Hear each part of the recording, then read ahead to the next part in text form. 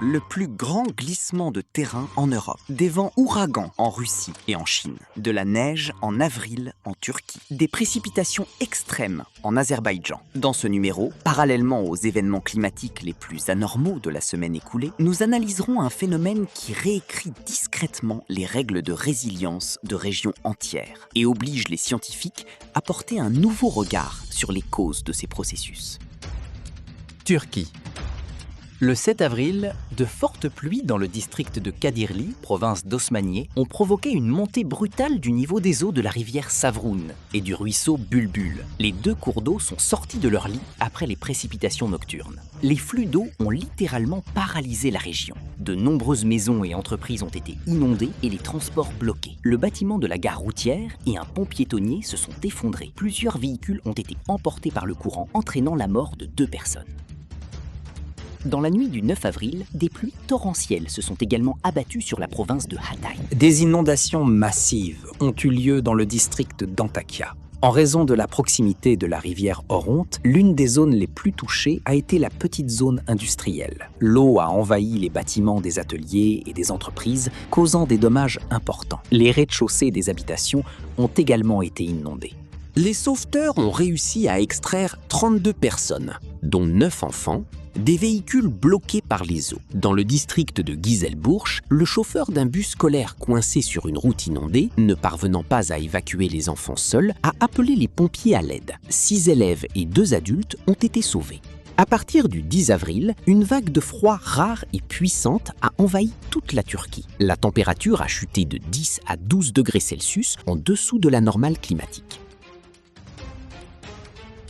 De fortes pluies ont provoqué de nombreux glissements de terrain, tandis que d'abondantes chutes de neige en montagne ont entraîné de graves perturbations dans les transports. Dans les provinces de Van et de Bitlis, 235 localités se sont retrouvées coupées du monde extérieur.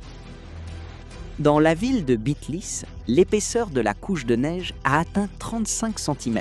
Sur la route de contournement, une collision impliquant 6 véhicules s'est produite en raison de la chaussée glissante et enneigée. En conséquence, 7 personnes ont été hospitalisées. Un habitant de 65 ans du district d'Alat, dans la province de Bitlis, a noté que c'était la première fois de sa vie qu'il observait de la neige ici, en avril. Dans la province de Malatya, jusqu'à 10 cm de neige sont tombés par les vergers d'abricotiers en fleurs. La vague de froid a causé des dommages sensibles aux arbres fruitiers et aux semis précoces du printemps. Chine. Dans la soirée du 9 avril, le comté de Daishan, dans la province chinoise du Zhejiang, a été frappé par une violente tempête convective accompagnée d'orages, de pluies diluviennes et de grêle.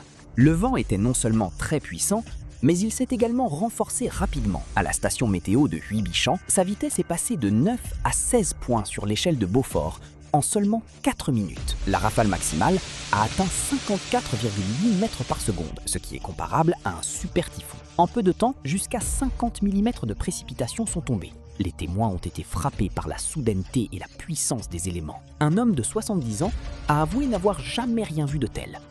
Une autre habitante locale a raconté que la tempête n'avait duré qu'une dizaine de minutes, mais que le vent était plus fort qu'un typhon.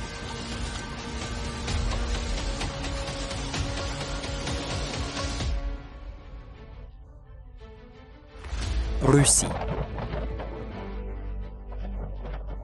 Le 8 avril, la ville de Severokurilsk, dans la région de Sakhaline, a été frappée par un puissant cyclone, avec des rafales de vent records atteignant 58 mètres par seconde. Il a été instamment recommandé aux habitants de ne pas sortir sans nécessité absolue, car la situation pouvait devenir dangereuse à tout moment. Il était également conseillé de ne pas laisser les enfants sortir seuls, car un enfant pourrait ne pas évaluer correctement ses forces, le vent représentant pour lui une menace réelle.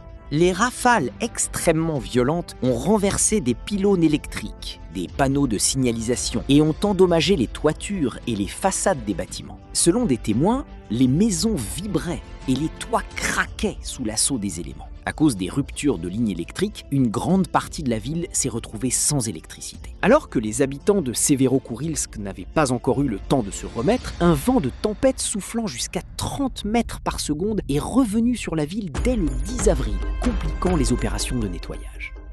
Portugal.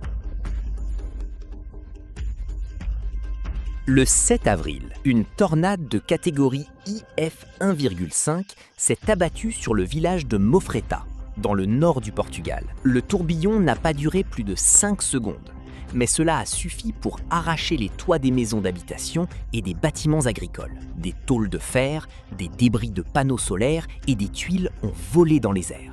Le coup principal a frappé les châtaigneraies, qui ont une importance clé pour l'économie de toute la municipalité de Vignes. Les éléments n'ont pas épargné les arbres centenaires. Certains ont été déracinés, tandis que d'autres ont eu toutes leurs branches brisées. Les dommages, selon les estimations des autorités, s'élèvent entre 130 et 150 000 euros. Il convient de noter que les habitants locaux n'avaient pas été prévenus de la possibilité d'une tornade, les prévisions ne mentionnant que de la pluie, du vent et des orages. Les éléments ont fortement effrayé les gens, car ils n'avaient jamais été confrontés à un tel phénomène auparavant. Azerbaïdjan. À partir du 5 avril, l'Azerbaïdjan a été touché par une vague de temps instable. À Bakou, environ 90 mm de pluie sont tombés en 24 heures, soit pratiquement 4 fois la norme mensuelle.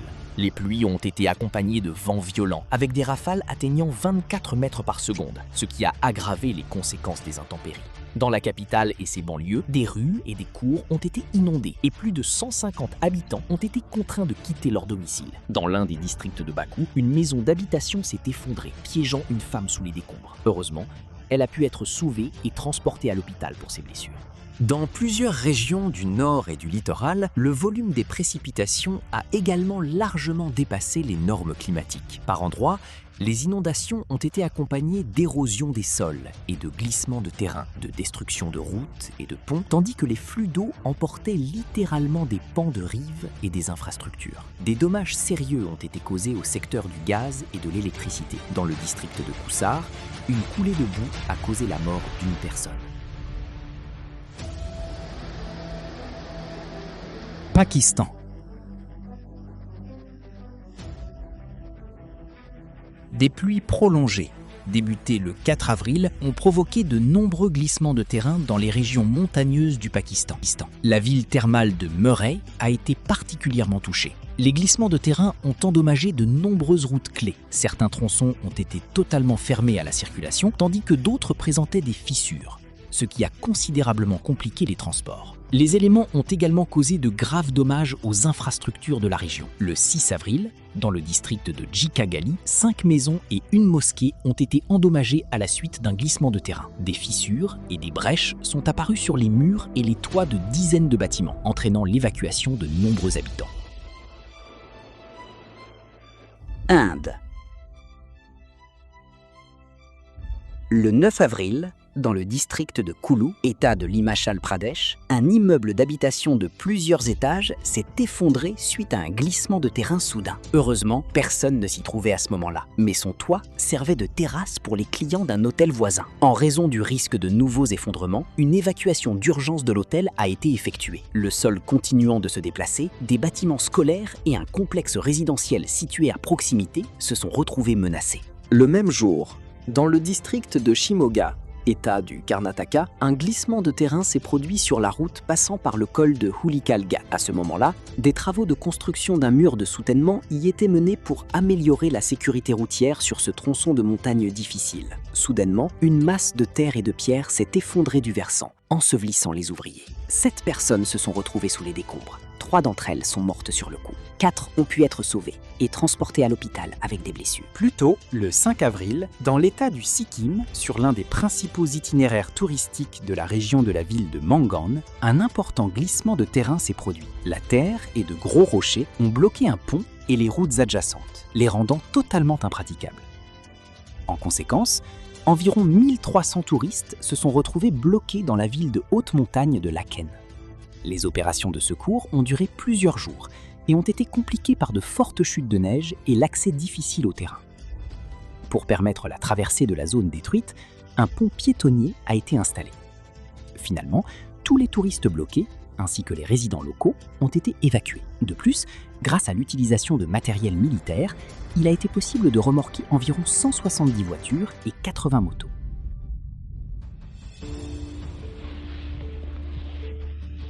Italie.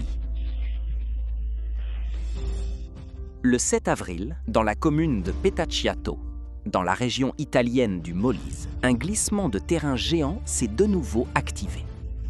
Il s'agit de l'un des phénomènes géologiques les plus vastes et les plus complexes d'Europe. La superficie du territoire touché par le glissement de terrain atteint environ 4 km² et l'étendue de son front dépasse les 4 km. Il est connu depuis plus d'un siècle et revêt un caractère périodique, commençant à se déplacer principalement après des précipitations prolongées et intenses. Cette fois, le glissement de terrain a été provoqué par des pluies persistantes, au cours desquelles plus de 200 mm de pluie sont tombés en quelques jours. Le mouvement du sol s'est accompagné d'une déformation de la surface terrestre et des infrastructures. Les rails de chemin de fer ont été déplacés d'environ 10 cm et des fissures se sont formées sur les routes. Le glissement de terrain a bloqué l'autoroute A14, a interrompu le trafic sur la ligne ferroviaire adriatique et a provoqué l'effondrement d'un viaduc sur la route nationale numéro 16. Il convient de souligner que ces itinéraires sont des axes de transport essentiels le long de l'Adriatique. Leur endommagement simultané a donc gravement perturbé les communications sur toute la côte.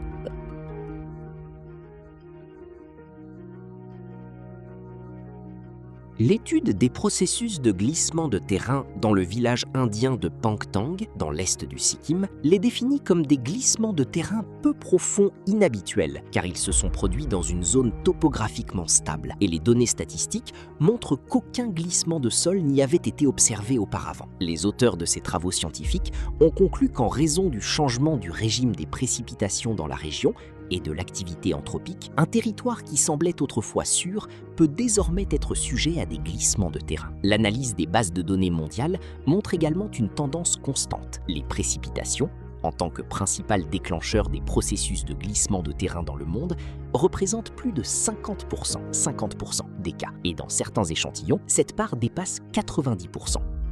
Cela prouve que les précipitations sont le facteur principal influençant l'augmentation du nombre de glissements de terrain, devançant largement les séismes, l'activité humaine, ainsi que d'autres causes naturelles et facteurs inconnus. Ce qui est particulièrement inquiétant, c'est que l'année 2026 affiche déjà un nombre anormalement élevé de glissements de terrain ayant entraîné des pertes humaines. Les données montrent que pour les 2 premiers mois, le nombre d'événements mortels a considérablement dépassé les moyennes à long terme, ainsi que les chiffres de l'année 2024, pourtant considérée comme la plus extrême.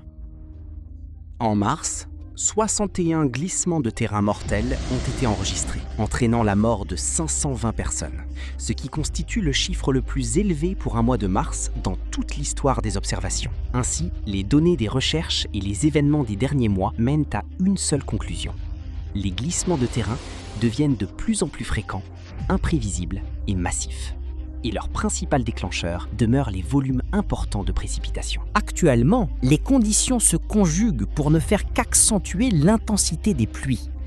Les océans continuent de se réchauffer, l'atmosphère se sature d'humidité et la concentration de particules de micro- et nanoplastiques augmente également. Ces dernières, jouant le rôle de noyaux de condensation, rendent les précipitations extrêmes. Tout ce qui a été mentionné ci-dessus n'est pas qu'un simple sujet d'intérêt scientifique. La compréhension de ces processus est nécessaire non seulement aux scientifiques pour stopper la progression fulgurante des catastrophes sur la planète, mais aussi à chacun d'entre nous. Les tendances observées de l'intensification des cataclysmes montrent clairement qu'il n'y aura sans doute personne qui ne sera pas touché. On veut croire que pour tous ceux qui regardent ce numéro actuellement, leur propre vie, la vie de leurs enfants et de leurs proches ont de la valeur, et que nous, en tant qu'humanité, saurons faire le bon choix.